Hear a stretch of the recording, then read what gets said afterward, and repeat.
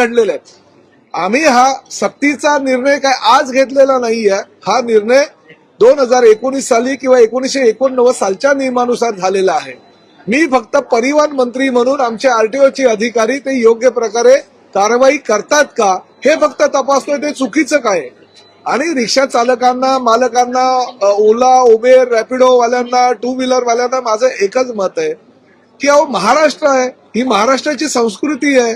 तुम्ही हेकेखोरपणे संपाचं हत्यार डायरेक्ट उपासताय हे पण योग्य नाही. मला निवेदन द्या, तुमचं काय मत आहे माझ्याशी चर्चा करा. मी तुम्हाला वेळ द्यायला तयार आहे. परंतु वृत्तपत्रांच्या माध्यमातून, वृत्तवाहिनींच्या माध्यमातून काहीतरी घोषणा करायच्या, काहीतरी लोकांना म्हणजे कुठेही अडचणीत आणण्यासाठी काहीतरी योजना हे परिवहन मंत्री आखतात असं बोलायचं हे योग्य नाही. माझ्याशी चर्चा करा ना, तुम्हाला काय हवंय, नियमावली काय आहे.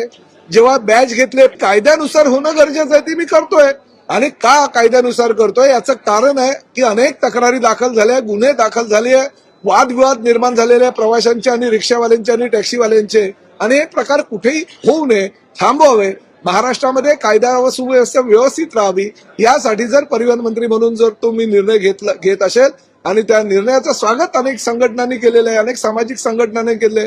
उद्या सकाळी 11 वाजता मंत्रालयामध्ये सगळ्या जे साहित्यिक आहेत ह्या राज्यातले, मराठीवर प्रेम करणारे, मराठीचा प्रचार आणि प्रसार करणारे, त्यांची एक बैठक आहे. ते मला काही उपाययोजना यावर आहेत का त्याचं मार्गदर्शन करणार आहे.